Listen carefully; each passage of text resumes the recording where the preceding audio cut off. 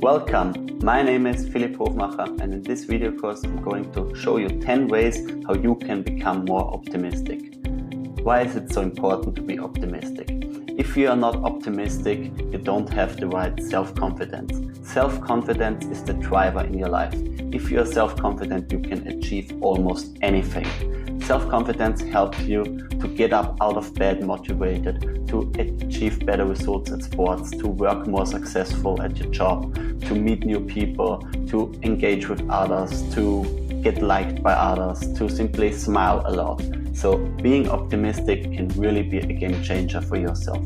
But I know it's not that easy. It's not like that I say, okay, now I'm optimistic, now I'm happy, now I will be great.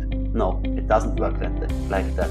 But in this video, I'm going to show you 10 ways which you can easily approach to your life that will help you to become more and more optimistic. Please keep in mind the journey to become a very optimistic person doesn't go like this. So basically it's a small step by step approach. And so probably take a look at these 10 ways. I would really like you to take some notes and then to apply one of the other ways, one after the other, to your daily life. So let's get started. Number 1, treat people the way you want them to treat you. So basically, what does this mean? If you want to be a person that gets liked by others, probably you should start yourself with liking other people. So what do I mean with this? If you want to be a person who's a member of a group who gets the respect of others, you first have to give respect to other people. So this sounds very logically, but not a lot of people do this. So for example, think about talking behind the back of other people.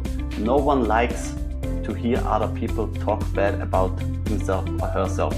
So basically the first thing you should do is stop this immediately. Really focus on people, treat them well.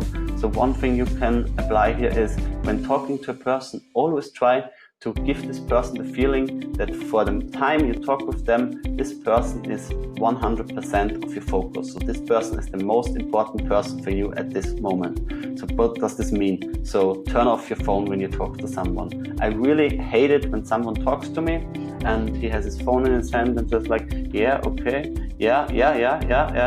So you know what I mean? Really try to treat people well. Be nice to them, make them some compliments, don't overplay, but really try to be a nice person to other people, and you will see then also other people will be nice persons to you as well. Step number 2, don't waste energy and time on things you can't change. So this is one of the things that I learned in business school and then I applied to my real life. So in business we call this sunken costs. So for example, if you're a company and you buy a new production machine, this machine costs you 2 million and then you have it on your premises and you don't get any offers for it, or you don't get good offers for it, but management still says, now we've bought this machine, we need to produce something with it. We don't know if we can ever sell it, but we need to produce it because we already spent money on it. And so therefore the approach of the sunken costs means like, ignore this. These costs are already sunken, they are already gone. Why shall we do something with it if we don't want to do it? So for example, there's another thing think about skiing.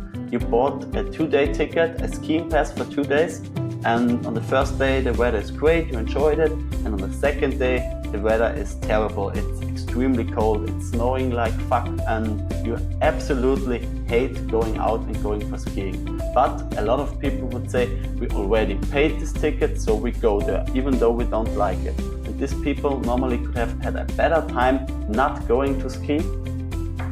So you see, that's the approach of sunken costs, and that's the same for your life. So if something bad happened in your past, don't think too much about it, because you can't change things. Don't focus on the things you can't change. You only have one life, you only have a certain amount of minutes, of days, of heartbeats you can live on this planet. So really focus the time on the things that you can change. Don't look back on things you can't change. Step number 3. Expect that something beautiful is going to happen today. So when you wake up in the morning, wake up, jump out of bed with the feeling and say, boom, today is going to be a great day. I'm going to live it by the fullest. I'm going to experience so many cool things. This is the thing that really it's a mind game. So if you think that you're going to have the best day of your life, you're more likely to have the best day of your life than you're not. So it's kind of a self-hack. Really tell yourself, today is going to be awesome, today is going to be great, today is going to be cool. Also, if you have to do a presentation in front of your whole class or at work or whatever, simply tell yourself, today I'm going to rock this presentation. Today I'm going to be awesome. Today the people are going to like myself. So not only expect the things, also tell yourself that these things are going to come true, and they will, believe me. Also, one thing that I really like is I have this, it's a German song where it says something translated like, today is the last day and live it to your fullest. And they really, in the song, they describe what they're only going to do this day because it's the last day of their life. And at the end of the song, they say something like, and then we go to bed because tomorrow starts the last day of our life. And this is an approach that I really want to build into my life, saying like, live the day like there's no tomorrow, and tomorrow do the same and the same and the same and the same. So really do things that you like and expect something beautiful to happen from every day. This will so much help you to think positive and to become a better person. Step number 4, assume the best, not the worst in other people. So we all know this, something happened at work and we don't know why the other person did this. And then we have two ways. First thing, we could think like, okay, probably it was a mistake, it wasn't his fault. Or the second thing, like, he did this to harm me, he did this to put troubles into my way. And when situations like this occur, most of the people sadly think like that the other person had something bad in mind. I don't know where this comes from, I'm not that deep into psychology, but I would really like to learn, and I'm definitely going to pick up some books and talk to experts in this field, because why do we always expect the most evil thing in other persons? So for example, think of your boy or girlfriend. Let's say you found a picture on social media, your boy or girlfriend with another guy like this. You'd never seen this guy or girl before. So what would you think? I think a lot of us would immediately think, what is she doing here? Why? Who is this guy? And not a lot of us would think like something like, okay, it must be a good friend or whatever. So you see, I hope you get where I want to go with this. People always try to assume the worst thing first. But for you, to be honest, it's much better to assume the good thing instead of the bad thing, because the good thing will make you feel good. And I think it's better to feel good and then learn the truth than to immediately feel sad about everything and afterwards always learn that it's good. So I don't like to have negative energy. I try to live by the fact that every second of my life I get the chance to have one thought, and this one thought should always be possible. To really try to have as much positive thoughts in your life as possible. And you can start there easily by assuming the best, not the worst in other people. Step number 5, focus on the task you have to do, not the result you want to get from it. So this is kind of like the road is the goal to the destination. So basically, if you want to achieve something, so for example, let's say your overall goal is to have a small island in the Pacific. This is your goal.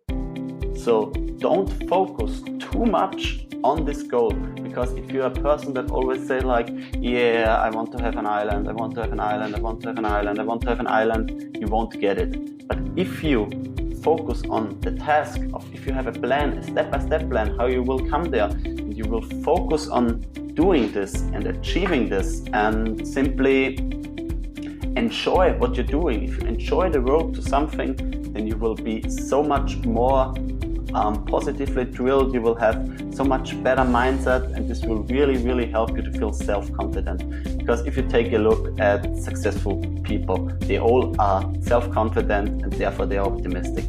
No one ever succeeded by saying, I can't do this. Step number 6, avoid depressing people and conversations. This is a tough point for myself because I'm not a person that has an easy time cutting relationships loose or avoiding people. I really struggle at this, but sometimes you really have to make the move because depressing people, always this kind of people that tell you, nah, you can't do this, it won't work, this doesn't work out, no one ever did this. This is really holding you back. I learned this when I joined the startup ecosystem in Vienna. When you talk to someone about your idea, people immediately come up with 5-6 reasons why you won't succeed.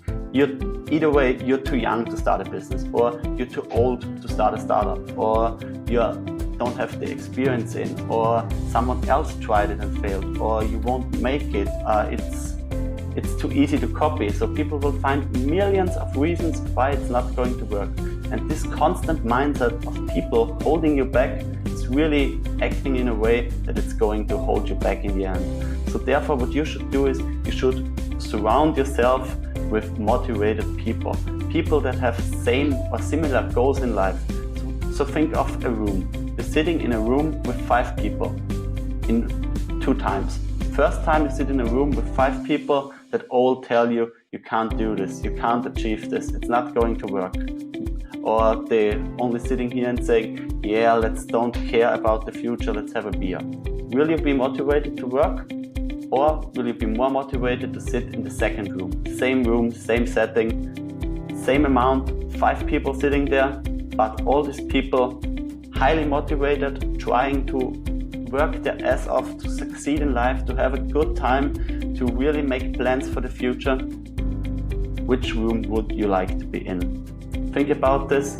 Always keep in mind, you can still stay friends with these people, but try to not get into any depressing conversations, because people talking about how sick they are, how unhappy they are, this is not going to motivate you. And if you're not motivated, you can't be optimistic. Step number 7, eat clean every day. So basically what you eat and what you drink is the fuel for your body. Not only for your body, for your muscles, for your bones, but also for your head. And if your head is happy, you are more likely to be motivated. So for example, think about McDonald's. If you eat at McDonald's every day, I'm not sure if you will be that healthy. And if you're not that healthy, you can't perform at your best and you're not feeling that well. If you don't feel that well, you're more likely to be not optimistic.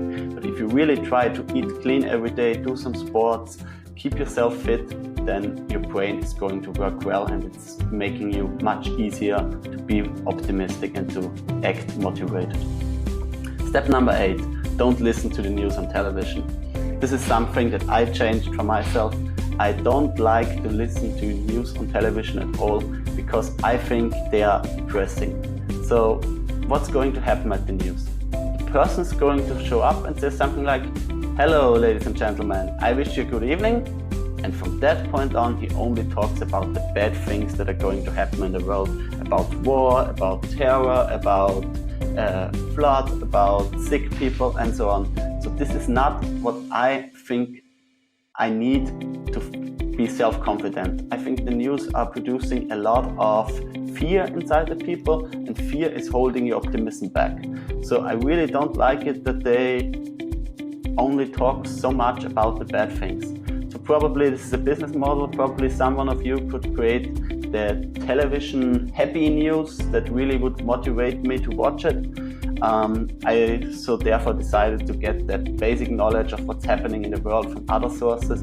So I check some news portals once a day, but I only read the headlines and I dive deeper into things, not very often because I can't change everything, but what I want to change with this video is your way of acting positively and thinking, because you can achieve everything you want if you're optimistic. Step number 9. Remember that the best is yet to come. This is always, or this is connected to the point I mentioned earlier when I told you about the next day and the last day and so on. So basically, think about what happened in the past, but never ever say like, this has been the best day of my life and from now on it's not going to get better. Always think like the best things are going to come. So basically for me right now I'm doing these video courses because I'm improving myself, I'm improving my English skills, I'm improving my skills in front of the camera, I'm earning money with it, I'm building a community, I'm meeting awesome people who can help me, take me to the next step. So for me right now it's running pretty well, but I know that the best thing is going to come next. So I'm so curious. I really hate it when I need to go to bed every day because I don't want to sleep, because I don't want to end this day, because I know I can achieve so much more, but I'm still also very happy for the next things that are going to come to my way. Step number 10, find things to be grateful for every day. So I think Anthony Robbins said this, and probably like 50 other very successful personal development and business guys talk about this as well. So this is like a list of things you're grateful for. So every evening when I go to bed, I try to find at least 3 to 5 things that I'm grateful that happened this day. So basically this can be when I had a phone call with my mother, this can be something that I'm so happy that she raised me in a way that I can do the things I do right now. Or this can be things like I'm so happy that I was born in Austria, which is a really great country which offered me so many opportunities. Or I'm grateful that I found the power to really let everything go and start my own business and focus on what I really wanted to achieve instead of taking a safe job somewhere. So basically you find things, you will really find things to be grateful for. And also if you do this, recall your days, think about what went well this day, what didn't went well. So when was I self-confident, when didn't I be self-confident? Therefore you can easily create a list and simply write down the things where you wished you would be more self-confident. The next day you get into a position like this, simply approach it. Try to make the 10 things you learn in this video into your life. Build them into your routines, your habits, and you will see you will become much more self-confident. And believe me, being self-confident is the first step to really succeeding in life. And with succeeding, I don't mean making business like hell, I mean being happy. Because let's be honest, if it's about something in life, then it's about living it to the fullest. So think about what I told you. Today is your last day, make it count, and see you.